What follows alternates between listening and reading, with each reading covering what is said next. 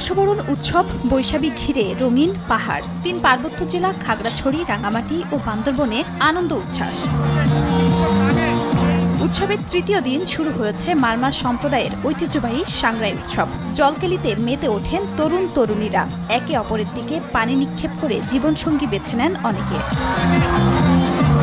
বৈশাখী ঘিরে পাহাড়ের পর্যটনও চাঙ্গা, যোগ দিয়েছেন সমতলের মানুষও। স্থানীয় জনপ্রতিনিধিরা বলছেন, উৎসবের মধ্য দিয়ে আরও সুদৃঢ় হচ্ছে পাহাড় সমতলের সম্প্রীতির বন্ধন, ঐক্যের গান। এবারে সাংগ্রাই প্রাণ, এই হলো আমাদের এই বছরের মূল প্রতিবদ্ধতা।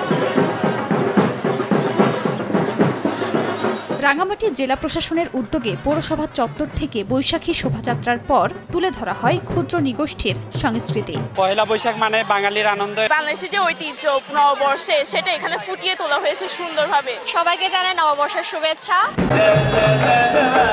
বান্দরবান জেলা প্রশাসন চত্বরে পায়রা ও বেলুন উড়িয়ে বর্ষবরণ কর্মসূচির উদ্বোধন করেন সংসদ সদস্য রাজপুত্র সাচিং প্রুচেরি। বাঙালির ঐতিহ্য পালকি, ঘোড়ার গাড়ি নিয়ে শোভাযাত্রায় অংশ নেন বাঙালি ও ক্ষুদ্র নৃগোষ্ঠীর মানুষেরা।